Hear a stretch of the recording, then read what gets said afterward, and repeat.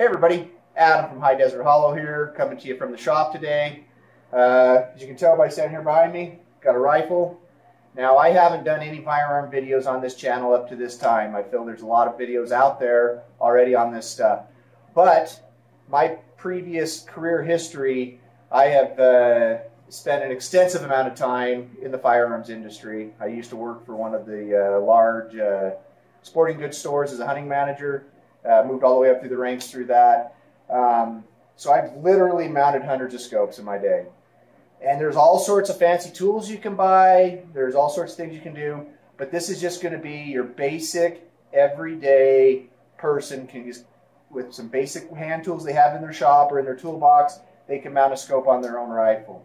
I'm going to go through the steps that we're going to do that. First step being, this is always the most important thing when you're dealing with firearms. Let's make sure we've got a Thompson Encore.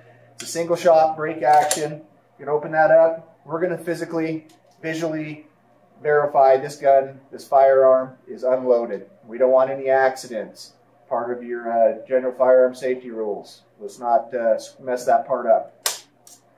That being said, the next part we're going to be having here, you can just tell I'm on my normal workbench here. I've got my bench vise here, and please, I'm going to stress this multiple times. If you're going to use a bench vise to hold a firearm, I just put my barrel in it. You've got to have soft jaws in that vise. If you use the standard steel jaws on your vise, you will ruin the barrel on your rifle. It'll mar it up. Firearms are an investment. The more you better you take care of them, the more they're worth. They'll never go down in value. Take care of the firearm. Do not vise it up, clamp it down in the vise in steel jaws. Make sure you have soft jaws in your vise to protect that. That being said, there's one other thing you need to check. If you've been doing any other work with this vise and these soft jaws that happens to do with metal and hacksaw and cutting and you're getting little metal filings, these soft jaws are held on by magnets. They just go in there and they kind of snap in, that holds in there. Well, that being said, the magnets will actually hold the metal filings on the inside of the soft jaw as well. So you want to make sure you take them out, wipe them out really good, make sure they're clean, because those metal filings will actually mar the barrel too. So that being said, please, please, please, please do not mount a barrel in a vise without soft jaws. It'll ruin it. Don't do it. It's not good. So we're going to put that back in there now. And we're not going to tighten it up super tight. We just want it snug. We want it to be able to just a little pressure on there and hold it so it's not going to fall off. And we'll go through the process of what we're going to do to level that up here in a minute. Next thing we're going to have, so we've got the vise, a couple screwdrivers, basic flat blade screwdriver will work. I've actually got a set of gunsmithing screwdrivers, so I'll be using that. Difference being is the shape of the tip a little bit makes it so they don't slip as easily in the screws. The other thing I've got here is a T15 Torx wrench, which is about the standard size for any scope ring parts. It's not necessary to have this. The rings will come with a small throwaway version of it. I've just done this enough that I've got the proper screwdriver version of it, so it makes my job easier. Next item we've got is Loctite. Now this is blue Loctite. You got red and blue. Red is permanent. Red is only used on certain parts of firearms, like on an AR, on a bolt carrier group or something like that, if you're putting on the carrier key or whatever. You want blue on everything else. That being because blue is removable. It just makes it so the screw doesn't back out under vibration or anything like that. Red, you have to have heat to get it out. It's kind of a permanent thing. We don't want to do it. So blue Loctite. Next item is going to be our scope base. This is actually what mounts onto the gun to mount the rings to. This rifle's already had a scope on it in the past, so I've kind of taken it all apart because I'm trading some scopes around on different guns, and that's kind of why we're doing this whole video. So I've taken it off, but this is the scope base that goes on that. The next item is going to be your rings. Most rings are a two-part system. This is a Warren ring. I really like Warren rings. They've served me well. I'll kind of go over why I like them as I get it mounted on there and stuff. But yeah. Another thing you're going to want, I don't have any separate, they're already on the ring, is little paper stickers, like little labels. I don't know what brand they are. They're little label stickers. Even return address stickers that you get for free from different organizations. Those will even work as well. And I'll go over kind of why we have those on there too. And then obviously the last item is going to be our scope. We're going to be mounting this Bushnell scope on this rifle. Brand new, should be a pretty good scope. I'm pretty excited to see how well it works out. So, okay, rifle safe, gone over the tools. Let's come a little closer. I'll bring you close up to what I'm working on here and we'll kind of go from there. Okay, we got you a little bit closer. As you can see, this is top of the barrel. We got 4 holes. They are tapped in the top of that barrel. Got the base with corresponding 4 holes as well. Then I've got 4 screws. The silver ones. Bonus tip of the day. Magnetic parts tray, Harbor Freight, $2 or $3. If you're doing any work on a bench like this and you might possibly knock things over, tip them, swipe them, whatever, knock them off the bench. Great item to have because it holds those items in there. They're not going anywhere, not going to lose them. Works really well. So, onward. We got the base. Set the base on there. We've got our Loctite.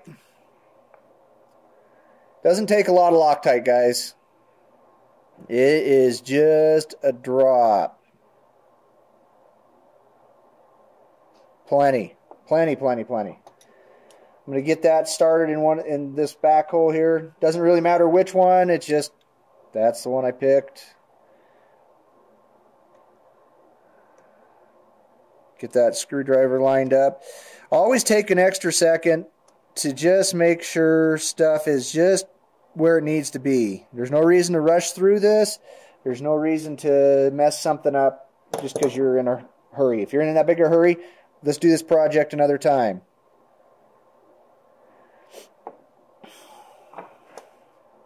Alright, so there's the next one. The other thing you got to remember when you're doing this gun work and stuff like that is you can get too tight really, really quick. So everything should be about 15 inch-pounds of torque. They actually have little torque screwdrivers to get that. Wheeler makes a really good one if you need it. I've done this enough that I don't actually feel I need it anymore. I've snugged these up. And that's basically what it feels like, is you're just going just a touch past snug. There's that one.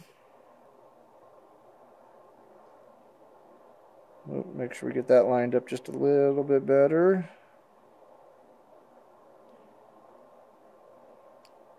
You can see too how I'm holding that screwdriver. I've got it up here high, and then I've got it down here, and I'm supporting the tip of that. And what that's allowing me to do is feel if it's going to slip out of that screw. And just make sure that we don't have any problems that way. We don't want it, like I say, take your time. This isn't a rush. We want to make sure we do it right. Okay, you can kind of see just a daub. That one's actually probably just a bit more than I need, but it'll still work. We'll wipe it up here in a second.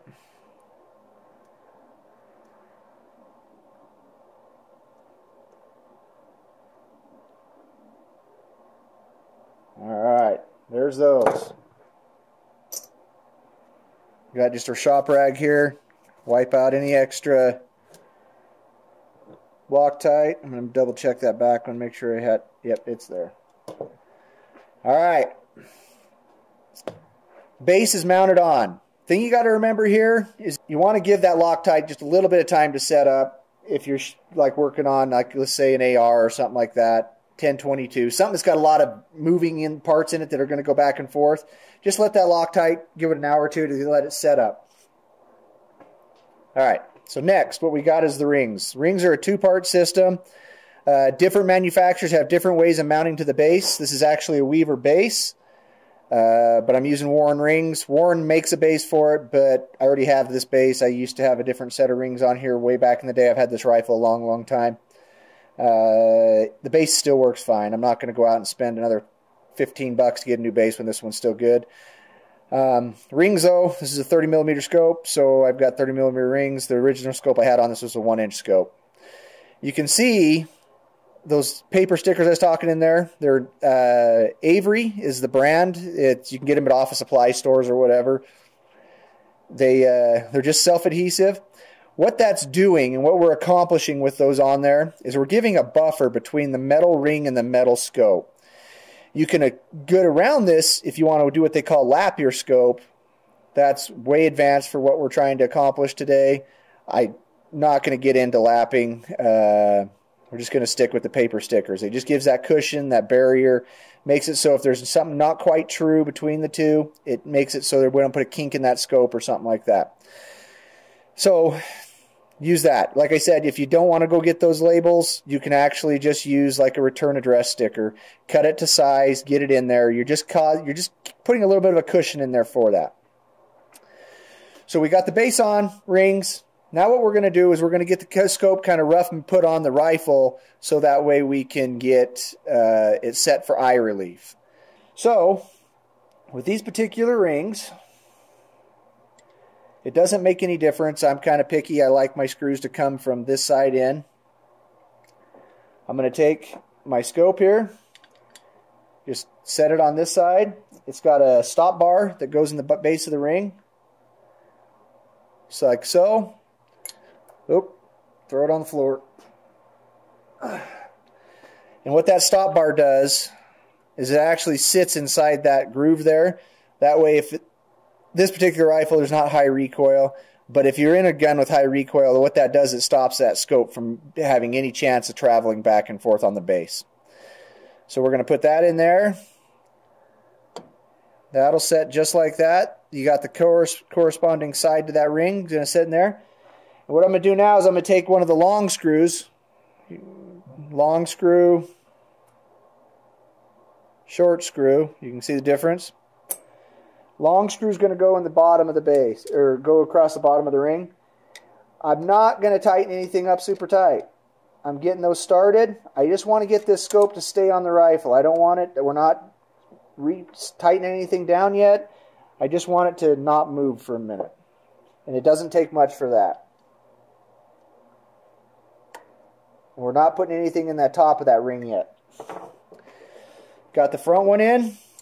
We're going to go ahead and put the back ring in. If you can, if it's all possible, you want to get the rings as far apart as you can, just because just gets that stretched farther apart. It's more stable. Once again, like I said, this rifle does not have hardly any recoil. It's a 223. This is my original varmint predator rifle. I used to hunt coyotes a whole bunch. This has helped me out a bunch with that.